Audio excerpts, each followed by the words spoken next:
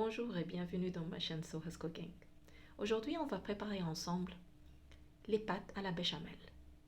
Et de façon très crémeuse et un peu de fromage. Il n'y aura pas énormément de fromage dedans, mais vous allez voir que le résultat, elle est juste impeccable. Suivez avec moi étape par étape. Ici, on a à peu près 300 g des pâtes cuites.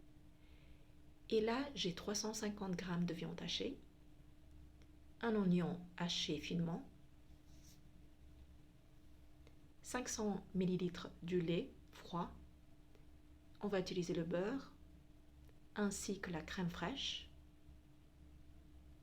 un sachet de béchamel, et je vous montre aussi comment faire la béchamel fait maison, et il y aura le parmigiano râpé.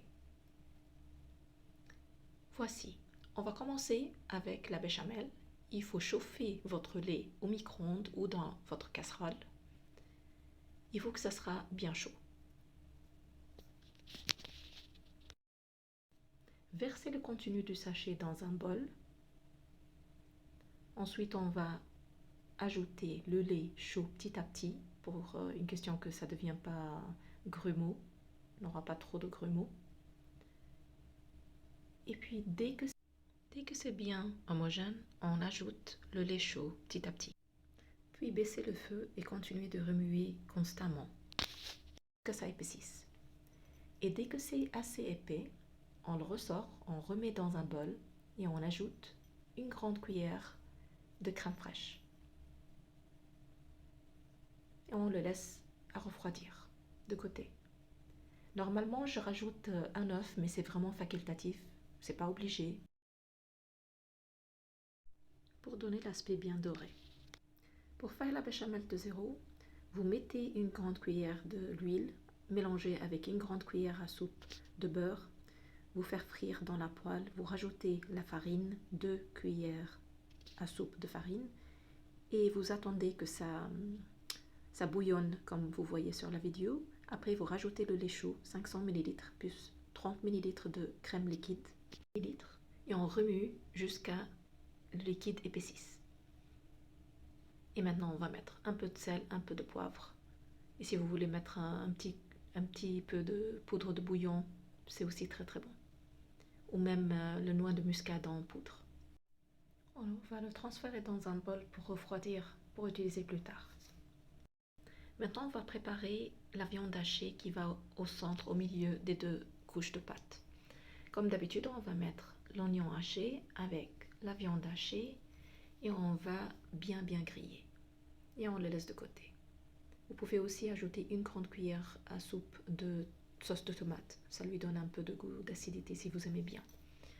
Maintenant, dans un bol, on va prendre la moitié des pâtes et on va le mélanger avec la moitié de notre béchamel.